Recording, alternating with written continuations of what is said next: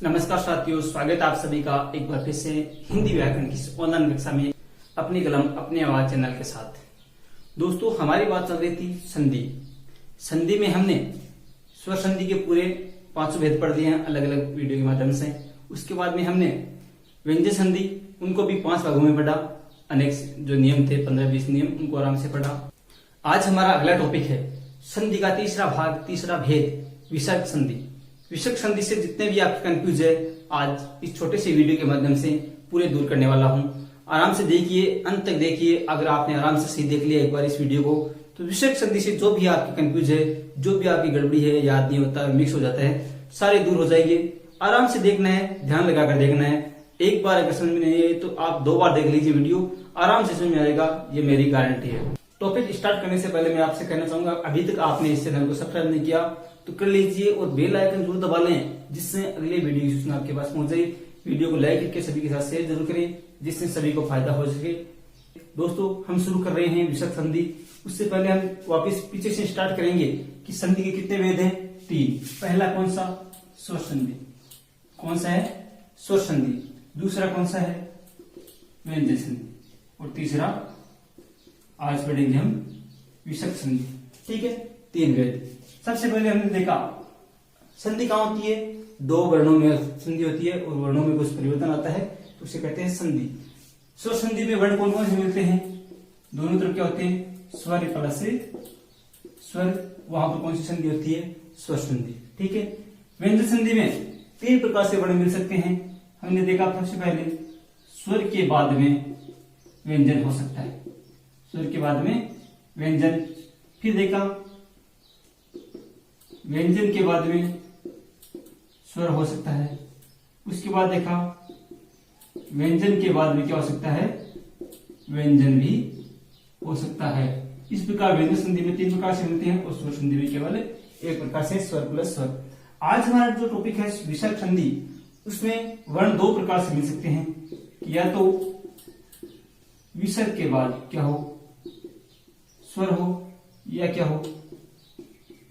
विसर्ग के बाद व्यंजन हो। कहने का मतलब यह है कि प्लस से पहले विसर्ग ही मिलेगा और विसर्ग के बाद से स्वर हो या व्यंजन हो, वहां पर विसर्ग संधि होती है। तो विसर्ग संधि की परिभाषा की बात करें कि यदि विसर्ग के बाद स्वर या व्यंजन का मेल हो और उनमें कुछ विकार आता है, तो वहां पर विसर्ग संधि होती है। अब हम बात करते हैं, देखिए विसर्ग संधि का चिन्ह क्या है? 2 बिंदु ऊपर नीचे। ठीक है। वो हमने सबसे पहले बात की थी वर्ण। वर्ण विचार पढ़ी। वर्ण कितने प्रकार के होते हैं? स्वर और व्यंजन 2 प्रकार के।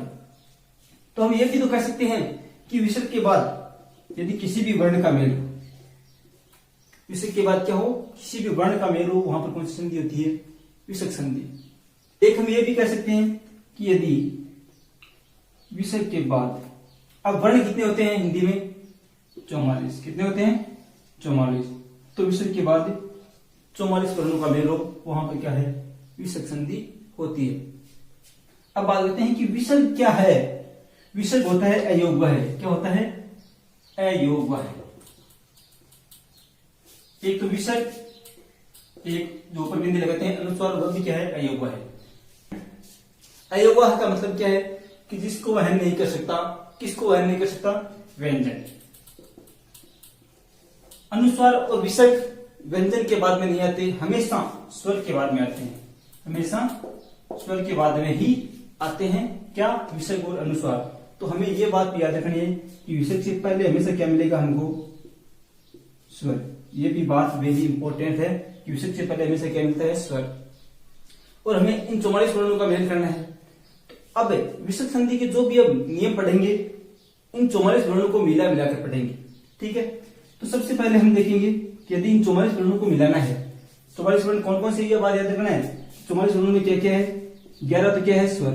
क्या है? स्वर। और 33 क्या है? व्यंजन। इन्हीं को आपस में मिला मिला कर देखना है, तो कौन सी संधि हो जाएगी? विसर्ग संधि। इनको मिलाने के लिए, इन 44 वर्णों को मिलाने के लिए हम इनको 2 भागों में बांटेंगे। कितने भागों में? 2 भागों में। भाग याद रखना आपको, वेरी इंपॉर्टेंट बात यही है कि एक तो होता है अघोष। अघोष वर्ण। क्या होता है? अघोष वर्ण। एक होता है सघोष वर्ण। ये 2 भेद करके हम पढ़ेंगे। अघोष वर्ण और सघोष वर्ण। अघोष का मतलब क्या होता है? घोष का मतलब होता है कंपन या गुंजन, जिसका उच्चारण करते समय मुख से कंपन होता है उसे कहते हैं सघोष, और जिसका नहीं होता है अघोष, यानी नहीं सही सहित। तो अघोष कौन कौन से होते हैं और सघोष कौन कौन से होते हैं, ये याद रखना है। अघोष होते हैं किसी भी वर्ग का, वर्ग क्या होता है हमने पढ़े 5 वर्ग होते हैं, कैवर्ग, चवर्ग, टवर्ग, तवर्ग और पैवर्ग। तो किसी भी वर्ग का इन 5 वर्गों में से जो पहला और दूसरा वर्ण, पहला और दूसरा वर्ण और स और स, ये तीनों जो स हैं, ये पहला दूसरा और तीनों सकार, वहां पे कौन से वर्ण होते हैं? वे अघोष वर्ण होते हैं। कौन से होते हैं? अघोष, पहला दूसरा तीनों सकार। अब सघोष क्या होते हैं? इनके अलावा जो भी बचे हैं वो कौन से हैं? सघोष वर्ण है। सघोष वर्ण जैसे हम बात करते हैं, पहला दूसरा तो आ गया, यहाँ पे क्या बचा है? तीसरा, चौथा, पांचवा, वर्गों में से ये बच गए। फिर क्या बचा? अंतस्थ, य, र, ल, व, है, स आ गई, यहाँ पे क्या बच गया? है। और इसके बाद क्या बचे हैं? सभी स्वर। तो पहला दूसरा स ये तो आगे अघोष, और तीसरा चौथा पांचवा ये रे लव है और स्वर, ये क्या होते हैं? सघोष। अब इनको हम देखते हैं कितने होते हैं, टोटल 44 होते हैं कि नहीं। पहला और दूसरा कितने हो गए? 5 वर्ग होते हैं, पांचों के पहला और दूसरा दो वर्ण कितने हो गए? 10, 10 और 3 13, कितने हो गए? 13, ठीक है।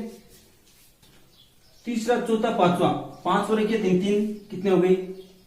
15, ठीक है। 1 2 3 4 5, ये 15 5 20, और स्वर कितने होते हैं? 11। 15 5 20, 20 और 11 31, कितने हो गए टोटल? 31 हो गए सघोष। तो 13 अघोष और 31 सघोष, इन दोनों को मिलाने तो टोटल कितने हो गए? वापिस 44, कितने हो गए? 44। तो इस प्रकार हम विसर्ग संधि को इन 2 भागों में बांटेंगे, 44 वर्णों को, अघोष और सघोष। अब हम देखते हैं विसर्ग संधि के संस्कृत में, यहाँ पर संस्कृत जोड़ते हैं थोड़ा समझने के लिए। संस्कृत में विसर्ग संधि के 3 वेद होते हैं। पहला होता है सत्व संधि। पहला क्या नाम है? पहला वेद विसर्ग संधि का सत्व संधि। दूसरा उत्व संधि, और तीसरा ऋत्व संधि। कौन सी है? ऋत्व संधि। अब हम देखेंगे कि जो पहला भेद है सत्व, कौन सा? पहला भेद सत्व। सत्व में अघोष वर्ण जो भी मिलते हैं, पहला दूसरा, विसर्ग के बाद पहला दूसरा स, इनके मिलने से जो संधि होती है उस संधि का नाम क्या है? सत्व संधि। कौन, क्या नाम है? सत्व संधि। क्या मिलते हैं विसर्ग के बाद में? अघोष वर्ण मिलने पर सत्व संधि होती है। और जो सघोष वर्ण बचे हैं, कौन से? सघोष वर्ण तीसरा चौथा पांचवा ये रे लव है और स्वर, ये जो बचे हैं इनको विसर्ग से मिलाने पर 2 संधियों के भेद पढ़ेंगे हम, उत्व और ऋत्व। विसर्ग से बाद में क्या हो? यदि सघोष वर्ण तो क्या हो जाता है? उत्व और ऋत्व 2 भेद हो जाते हैं। दोस्तों, छोटा सा प्रयास था कि हम विसर्ग संधि किस प्रकार पढ़ेंगे। कल हम अगले वीडियो में बात करेंगे कि किस प्रकार सत्व संधि, कौन से वर्ण मिलने पर सत्व संधि होती है, उत्व संधि होती है और ऋत्व संधि होती है। दोस्तों, इस प्रकार हमने आज केवल विसर्ग संधि का आधार पढ़ा है। आपने ये अगर सही से पढ़ लिया तो ये मानिए आपको विसर्ग संधि पूरी कंफ्यूज दूर हो गई। अब ये केवल ये जो बचे हैं 3 भेद, इनको इन वर्णों से मिलाना मात्र है। जो परिवर्तन होगा आराम से समझ में आएगा, या आपके अगर समझ में आ गया तो ये समझो विसर्ग संधि आपके समझ में आ गई। तो दोस्तों, कैसा लगा हमारा वीडियो को लाइक करके सभी के साथ शेयर कीजिए, चैनल सब्सक्राइब कीजिए, ज्यादा से ज्यादा सपोर्ट कीजिए। तब तक के लिए जय हिंद, जय भारत।